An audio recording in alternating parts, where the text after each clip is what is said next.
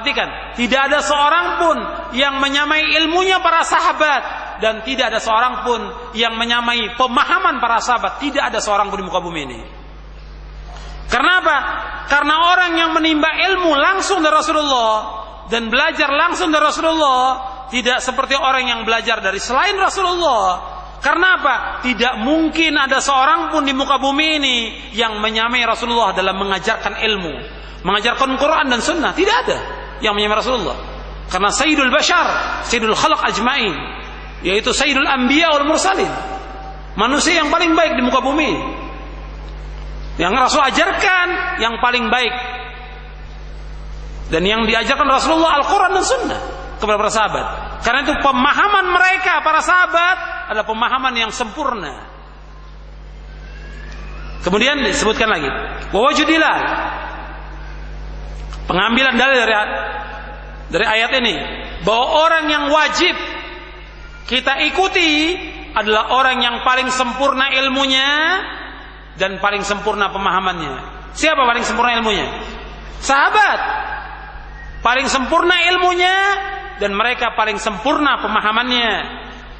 Para sahabat adalah mereka orang yang paling sempurna ilmunya dan paling sempurna pemahamannya.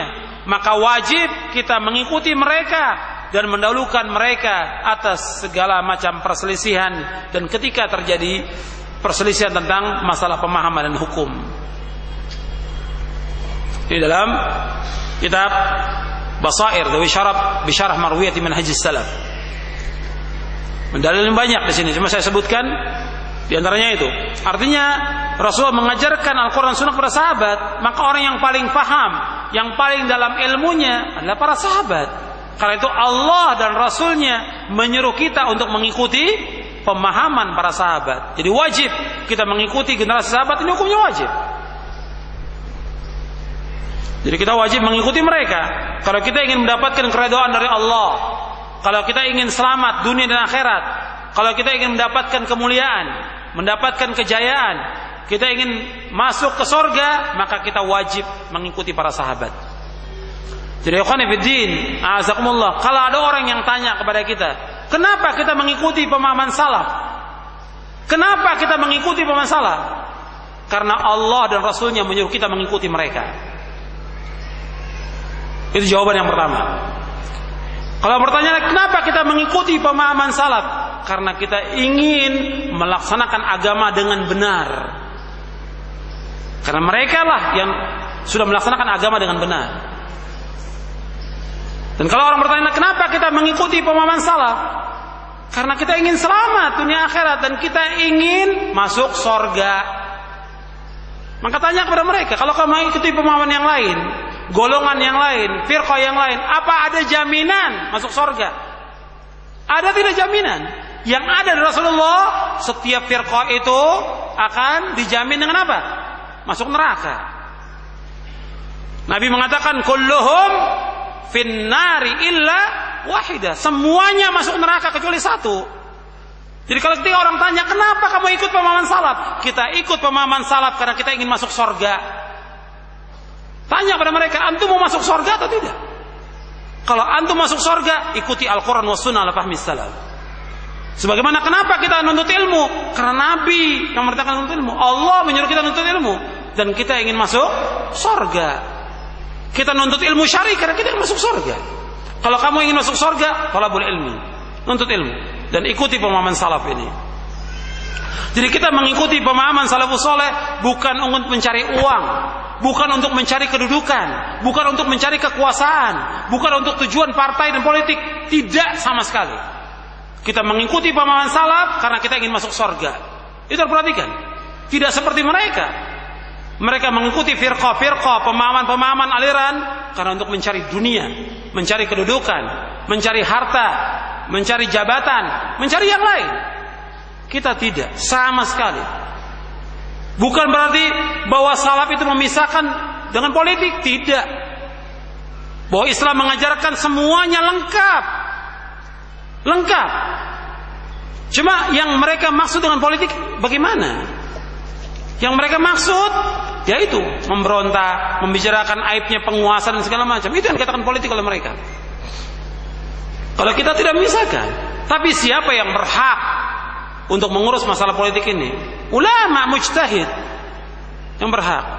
Kita tidak memisahkan antara agama dengan negara. Kita nggak memisahkan antara Islam dengan politik, sama sekali tidak. Tapi siapa orang yang berhak untuk bicara itu? Dan ini yang berbicara adalah mujtahid, orang-orang yang alim, yang paham Quran wa sunnah ala fahmi salaf. Bukan seperti sekarang Ruwaibidah, yaitu orang-orang yang tafih, orang-orang yang bodoh, orang-orang yang tolol berbicara tentang masalah umat. Ini kata Rasulullah, Ruwaibidah. Jadi timbul Ruwaibidah di akhir zaman ini, yang mereka berbicara tentang apa? Berbicara tentang urusan umat. Bagaimana Nabi sebutkan di dalam hadis yang sahih, kata Nabi, sayati 'alan nasi sanawatun khadda'at yusaddaqu fiha al-kadhib wa yukadzabu fiha as-sadiq wa yu'tamanu fiha al-kha'in wa yukhawwanu fiha al-amin wa yantiqu fiha ar-ruwaibidah. Qila wa ma ar-ruwaibidah? Qala ar-rajulu at-tafi yatakallamu fi amri al-'amma. Kata Nabi SAW, akan datang kepada manusia tahun-tahun yang menipu,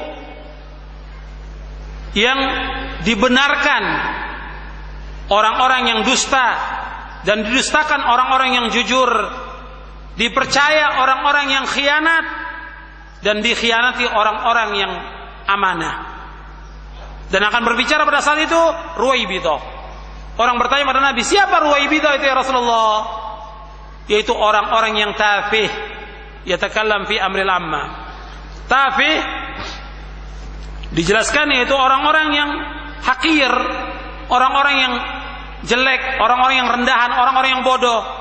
Dia berbicara tentang urusan umat. Ini yang disebutkan dengan Ruwaibidah. Hadis ini disahihkan oleh Syekh Albani dalam silsilah hadis as-sahihah di juz yang keempat. Hadis ini diriwayatkan oleh Imam Ibnu Majah, Hakim dan Ahmad. Dan Hakim mengatakan sahihul isnad wa wafaqahu adz-Dzahabi.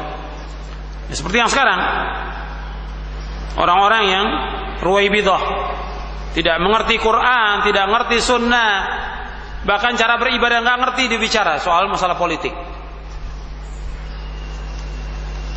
Jadi ikhwan fillah, azakumullah, kita kembali kepada penjelasan tadi bahwa kita ini wajib mengikuti pemahaman salafus saleh. Kita mengikuti pemahaman ini karena Allah dan Rasul yang memerintahkan. Karena diperintahkan juga oleh para sahabat, dan ini merupakan jalan selamat. Dan kita ingin selamat dunia akhirat, dan kita ingin masuk surga. Bukan seperti golongan-golongan yang lain, firqah-firqah yang lain, yang mereka sibuk dengan alirannya, tokohnya, politiknya, yang kemudian mereka keluar dari siratal mustaqim. Kemudian ikhwan fillah, a'azakumullah,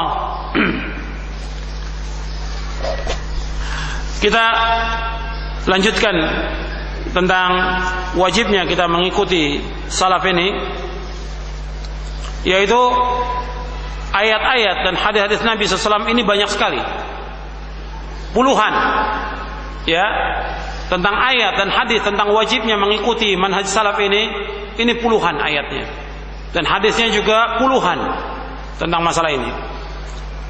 Jadi nggak bisa dibantah dengan apapun juga, kecuali kita harus mengikuti Al-Quran wa sunnah ala fahmi salaf. Jadi kalau disebutkan tentang khairun nasi qarni thumma alladhina yalunahum thumma yalunahum, sebaik-baik manusia pada masaku, kemudian sudah mereka, yang dimaksud di sini yaitu para sahabat. Yang dimaksud di sini yaitu para sahabat ridwanullah alaihim ajma'in. Dan juga yang dikatakan khair yaitu khairun nas, sebaik-baik manusia, yaitu baik tentang apanya? Yaitu baik tentang akidahnya, baik tentang manhajnya, baik tentang beribadahnya, dan baik tentang yang lainnya. Dan ingat, para sahabat ridwanullah ajma'in, mereka dijamin surga. Sebagaimana Allah berfirman dalam surah Al-Hadid ayat 10. Allah berfirman, wa kullan wa'adallahu al-husna, dan mereka semuanya adalah dijamin dengan surga. Kami